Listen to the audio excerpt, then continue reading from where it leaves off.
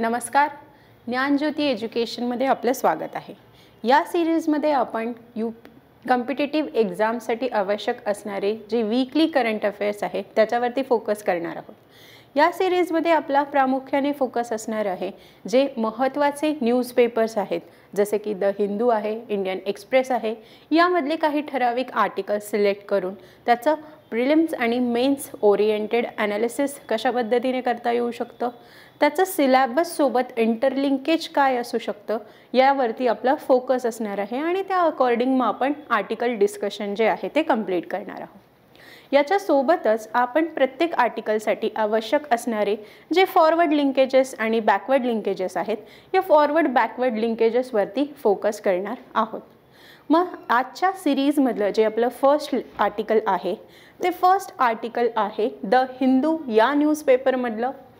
हे आर्टिकल भारताच्या 151 देशांशी असलेल्या व्यापार अनुशेष आहे आणि हा अनुशेष जानेवारी ते जून 2024 या दरम्यान दाखवण्यात आलेला आहे, अशाबद्दलची माहिती आपल्याला देतं। म्हणजेच काय, या आर्टिकल संबंधात जर आपण संदर्भ बघितला, कंटेक्स्ट बघितला, तर याच्यामध्ये आपल्याला सगळ्यात आधी बघायचं आहे की हा जो टॉपिक आहे तो बातम्यांमध्ये कशासाठी होता, संदर्भ काय आहे। जे जर आपण बघितलं तर ग्लोबल ट्रेड रिसर्च इनिशिएटिव्ह हा GTRIचा एक अहवाल नुकताच सादर करण्यात आला, ज्या अहवालात सांगितलं गेलं आहे की भारताचा असलेला व्यापारी अनुशेष आणि व्यापारी तूट या दोन्हीमध्ये काही प्रमाणामध्ये फरक झालेला आहे, त्याच्यामध्ये बदल झालेले आहेत। मग आता संदर्भ समजून घेतल्यानंतर आपण जे मुख्य आर्टिकल डिस्कशन आहे त्याला सुरुवात करूया।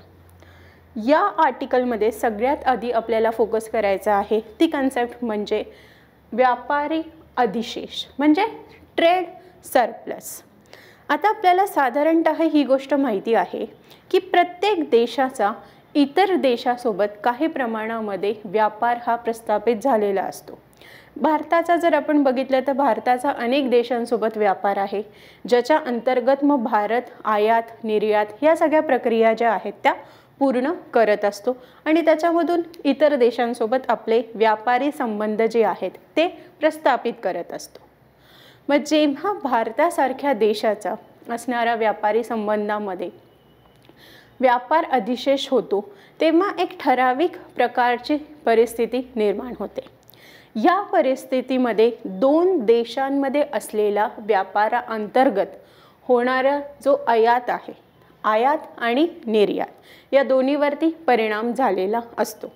मग या दरम्यान जर आपण बघितलं तर एक अशी परिस्थिती जिथे आयात ही जास्त असते आणि इम्पोर्ट जो आहे, इम्पोर्टमध्ये फरक पडलेला असतो, त्याला आपण ट्रेड सरप्लस असं म्हणू शकतो। याचाच अर्थ काय, एक्सपोर्ट हा जास्त आहे, वाढलेला आहे आणि याच्या उलट इम्पोर्ट जो आहे तो कमी झालेला आहे।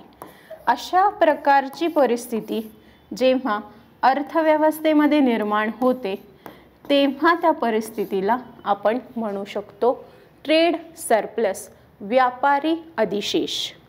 मग ही परिस्थिती अर्थव्यवस्थेच्या दृष्टीने महत्त्वपूर्ण आहे, कारण व्यापारी अधिशेषामधून त्या देशाची आयातीवरती होणाऱ्या खर्चापेक्षा निर्यातीमधून होणारी कमी ही जास्त प्रमाणे प्रस्थापित केली जाते। आयात ही कमी आहे, निर्यात ही जास्त आहे आणि यावरूनच मग त्या देशाची असणारी आर्थिक स्पर्धात्मकता आणि त्या देशाचं असणारं आर्थिक सामर्थ्य हे प्रस्थापित होऊ शकतं।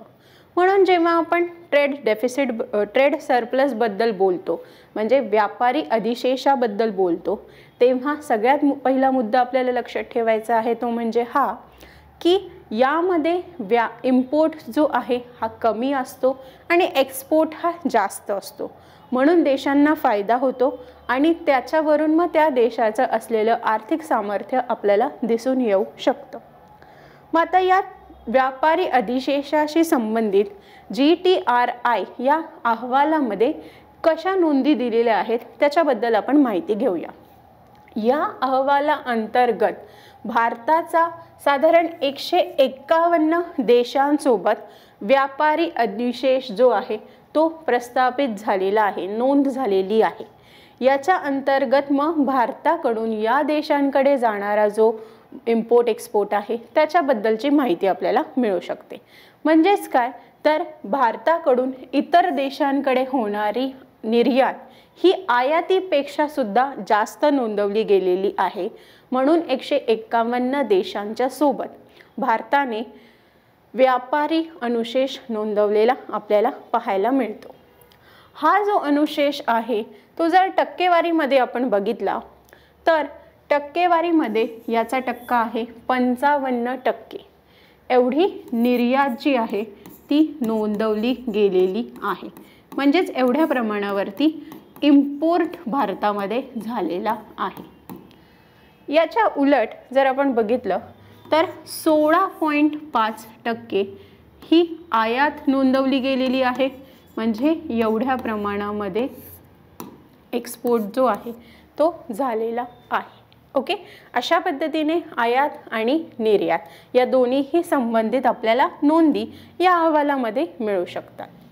दुसरी महत्त्वाची कन्सेप्ट जी आपल्याला या आर्टिकलवरून शिकायची आहे ती आहे ट्रेड डेफिसिट। ट्रेड डेफिसिट म्हणजेच व्यापारी तूट। आता जी आपण ट्रेड सरप्लसमध्ये स्थिती बघितली त्याच्या एक्झॅक्ट अपोजिट जेव्हा स्थिती निर्माण होते त्या प्रकाराला आपण ट्रेड डेफिसिट असं म्हणू शकतो। ट्रेड डेफिसिट किंवा व्यापारी तूट जेव्हा एखाद्या अर्थव्यवस्थेमध्ये निर्माण होते त्यावेळेस त्या अर्थव्यवस्थेमध्ये इम्पोर्ट्स हे जास्त असतात आणि एक्सपोर्ट्स हे कमी असतात। इम्पोर्ट्स जास्त आणि एक्सपोर्ट्स हे कमी झालेले असतात। याचाच अर्थ इतर देशांकडून भारतामध्ये येणारा माल हा वाढलेला असतो आणि भारतामधून इतर देशांकडे जाणारा जो माल आहे, जे रिसोर्सेस आहेत, तो कमी झालेला असतो। यामुळे जेव्हा व्यापारी तूट दर्शवली जाते त्यावेळेस त्या तुटीवरून एखाद्या देशाचे आर्थिक आरोग्याबद्दल आपल्याला माहिती मिळू शकते आणि याच्यावरूनच मग त्या देशासंबंधित असलेली व्यापार व्यवस्थापनाची जी स्थिती आहे त्याच्याबद्दल सुद्धा माहिती घेता येणं शक्य होऊ शकतं। ही माहिती आपल्याला या व्यापारी नोंदी म्हणून मिळू शकते। मग आता व्यापारी तूट याच्याबद्दल GTRIच्या अहवालामध्ये नोंदवल्या गेलेल्या प्रमुख मुद्द्यांबद्दल आपण चर्चा करूया। या अंतर्गत भारताची साधारण 75 देशांसोबत व्यापारी तूट नोंदवली गेलेली आहे।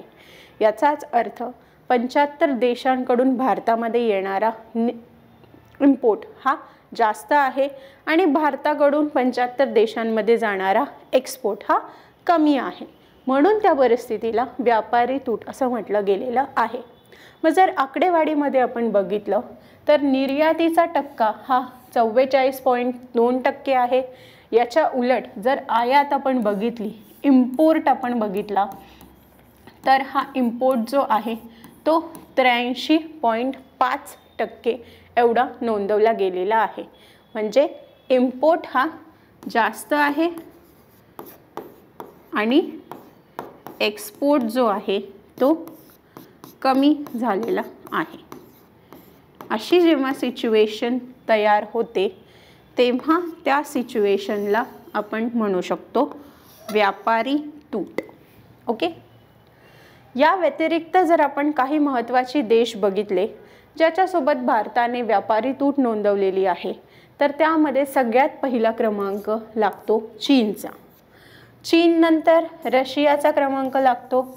रशियाच्या नंतर तिसऱ्या क्रमांकावरती आहे इराक। इराक झाल्यानंतर चौथ्या क्रमांकावरती आहे इंडोनेशिया आणि मग 5व्या क्रमांकावरती आपल्याला मिळतं संयुक्त अरब अमिराती म्हणजेच United Arab emirates UAE। Okay, असे हे टॉप 5 कंट्रीज आहेत ज्यांच्यासोबत भारताने व्यापारी तूट नोंदवलेली आहे। आणि हा सगळा डेटा जो आपण बघितला ट्रेड सरप्लसचा आणि ट्रेड डेफिसिटचा म्हणजे व्यापार अनुशेष आणि व्यापार तूटचा जो डेटा आहे तो जानेवारी ते जून 2024 पर्यंतचा डेटा आपल्याला मिळालेला आहे. यानंतर जे नेक्स्ट आर्टिकल आपण सुरू करणार आहोत ते आर्टिकल आहे इंटरनॅशनल रिलेशन्सची रिलेटेड.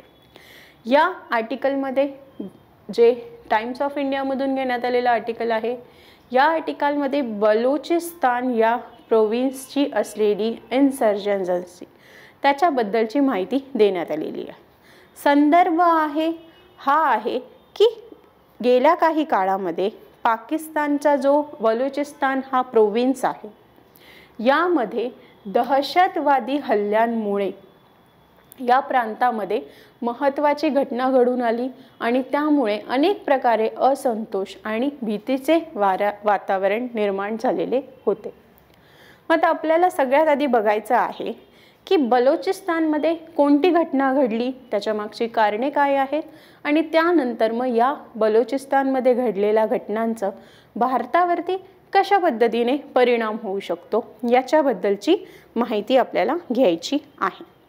सगळ्यात पहिल्यांदा जर आपण बघितलं तर पार्श्वभूमी अशी आहे की बलुचिस्तानमध्ये जी लिबरेशन आर्मी आहे या लिबरेशन आर्मीने सेपरेटिस्ट ॲक्टिव्हिटीज सुरू केलेल्या आहेत, म्हणजे फुटीरवादी संघटना या सुरू करण्यात आलेल्या आहेत. याच्या दरम्यान अनेक जणांचा मृत्यू झाला आणि त्यानुसारच मग या सगळ्या असंतोषाला सुरुवात झाली. या ज्या काही सेपरेटिस्ट ऑर्गनायझेशन आहेत, फुटीरवादी संघटना आहेत, त्यांचा उद्देश आहे की जे काही नॅचरल रिसोर्सेस आहेत त्या नैसर्गिक संसाधनांचं एक्सप्लॉयटेशन होण्यापासून वाचवणं आणि स्टेटपासून किंवा इतर अनेक आंतरराष्ट्रीय घटकांपासून बलुचिस्तान या प्रांताचं संरक्षण करणं. मग जर स्थिती आपण बघितली तर या स्थितीमध्ये आपल्याला समजू शकतं की बलोच इन्सर्जन्सी ही पुढे आलेली आहे. ओके, मग याची कारणे काय असू शकतात? सगळ्यात पहिलं महत्त्वाचं कारण किंवा महत्त्वाचा आयाम आहे तो म्हणजे जातीय आयाम. बलुचिस्तान लिबरेशन आर्मी या आर्मीने जे काही फुटीरवादी कारवाई सुरू केलेल्या आहेत या कारवाया विशेषतः पंजाबी नागरिकांच्या विरोधात केल्या गेलेल्या आहेत, ज्याच्यामधून एक प्रकारे वांशिक आयामाला उदय मिळालेला आहे.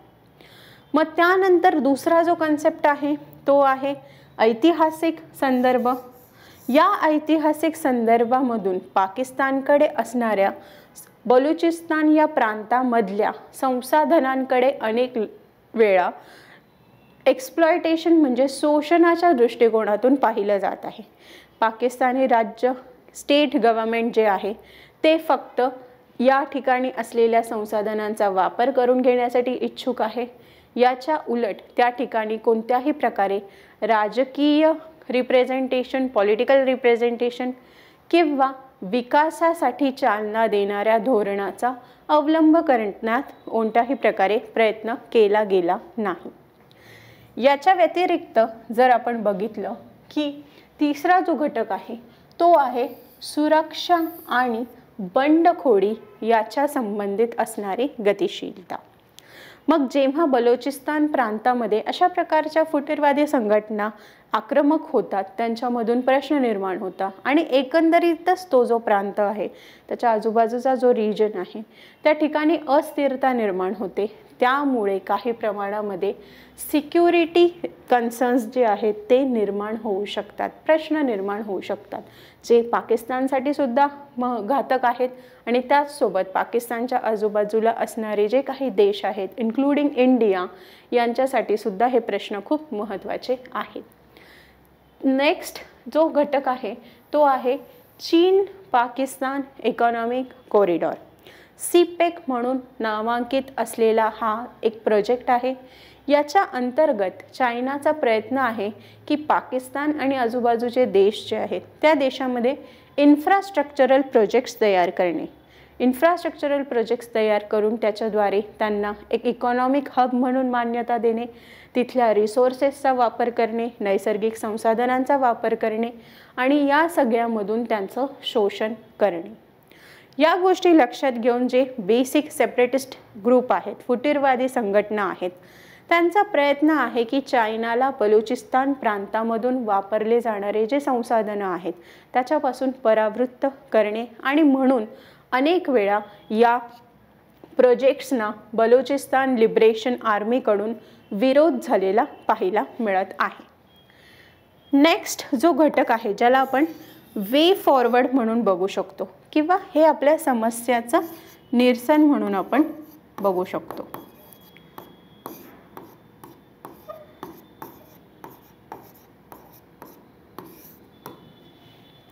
यामध्ये सांगितलं गेलेलं आहे की ज्या पद्धतीने चायना आणि पाकिस्तान बलुचिस्तान प्रांताकडे एक फक्त स्वतःच्या विशिष्ट हेतूने बघत आहे, याच्या उलट त्यांचा जो अप्रोच आहे, ज्या पद्धतीचे धोरणे राबवली जातात त्याच्यामागे बलुचिस्तानचा विकास करणे हे एक महत्त्वाचं कारण असणं आवश्यक आहे.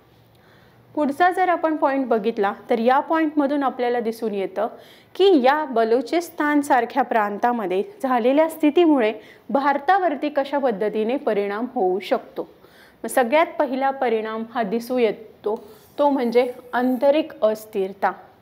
ज्या पद्धतीची बलुचिस्तानचा स्थिती आहे आणि अस्थिरता निर्माण झालेली आहे, मग ती राजकीय अस्थिरता असू शकते, आर्थिक अस्थिरता असू शकते आणि आत्ता निर्माण झालेली सामाजिक अस्थिरता असू शकते.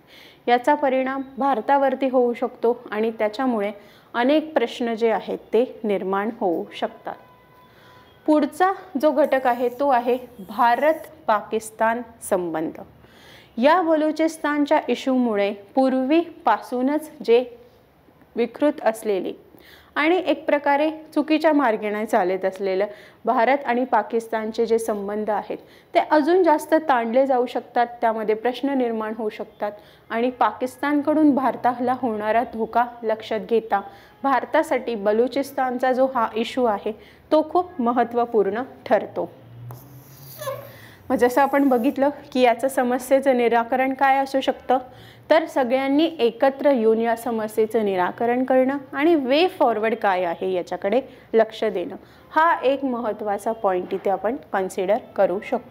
पुढचं जे आर्टिकल आहे ते आर्टिकल आहे युनिसेफने एमपॉक्स या आजारावरती निर्माण केलेल्या एका निविदावरती, जी निवेदिता अनेक संघटनांच्या सहाय्याने एमपॉक्स वॅक्सिन जी आहे या लसीचं मागणी करण्यासाठी आणि पुरवठा सुनिश्चित करण्यासाठी प्रयत्न करणार आहे. संदर्भ आहे की युनिसेफ म्हणजेच संयुक्त राष्ट्रबल निधीने गावी लस आघाडी, आफ्रिका CDC आणि जागतिक आरोग्य संघटना म्हणजे वर्ल्ड हेल्थ ऑर्गनायझेशन या तिन्हीच्या सहाय्याने एमपॉक्स या आजारासंदर्भात उपलब्ध असलेल्या लसीची मागणी केलेली आहे. त्या लसीचा पुरवठा आवश्यक असलेल्या देशांपर्यंत करणे याच्यासाठी एक इनिशिएटिव्ह समोर आणलेला आहे. मग आता आपल्याला बघायचं आहे की ह्या इनिशिएटिव्ह दरम्यान कशा पद्धतीचे प्रयत्न केले जाणार आहेत आणि त्याचे परिणाम काय असू शकतात.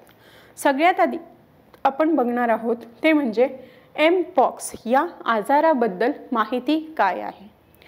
एमपॉक्स हा एक ऑर्थोपॉक्स व्हायरसमुळे होणारा रोग आहे, व्हायरसामुळे होणारा रोग आहे.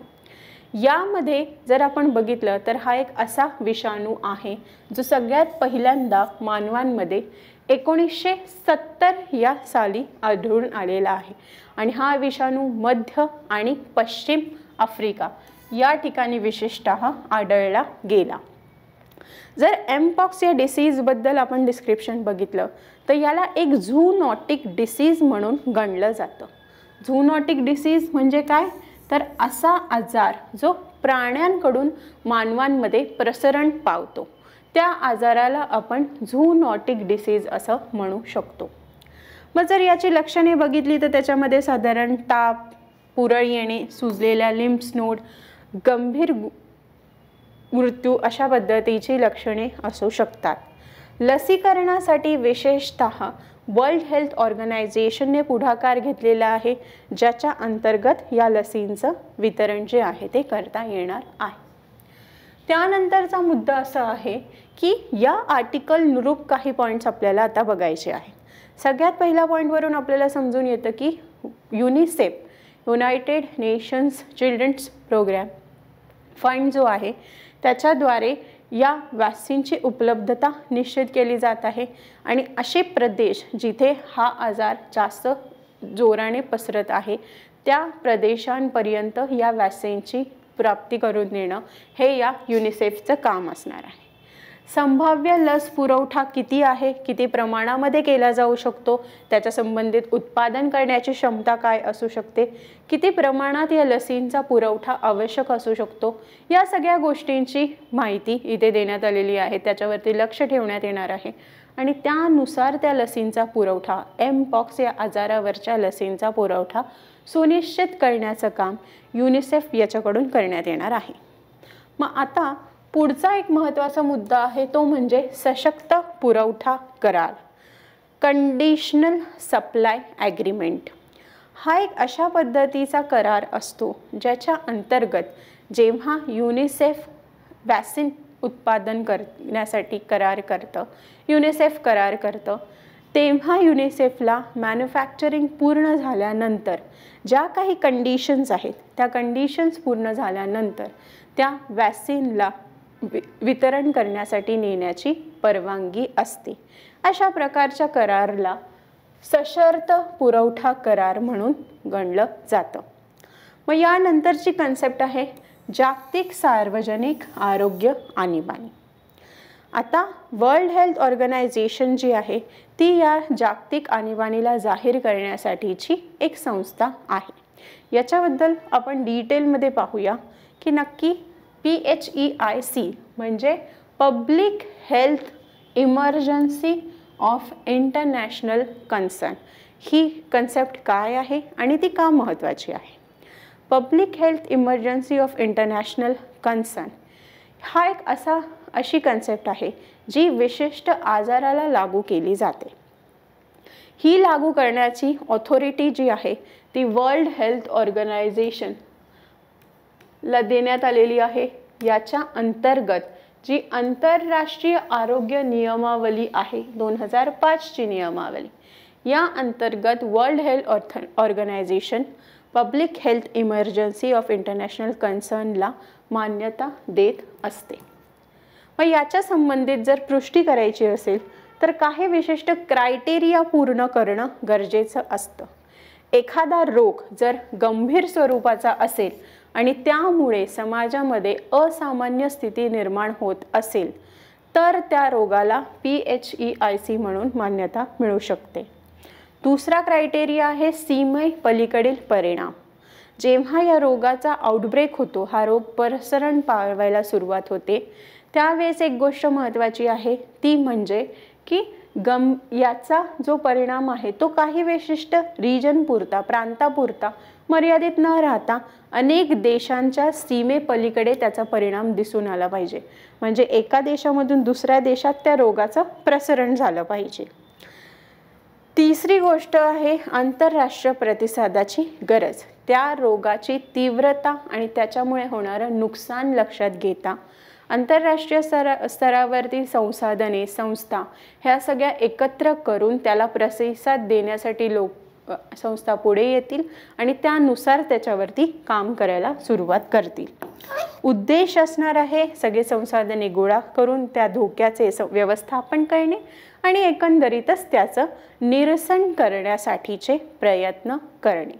ओके, तर आपण आजच्या लेक्चरमध्ये काही इम्पॉर्टंट आर्टिकल्स जे आहेत एक कॉम्पिटिटिव्ह एक्झाम्सच्या दृष्टीने ते पूर्ण केलेले आहेत आणि त्यानुसार आपण पुढे आर्टिकल्स जे आहेत ते कव्हर करणार आहोत. आजच्या लेक्चरमध्ये आपण इथेच थांबूया. Thank you so much.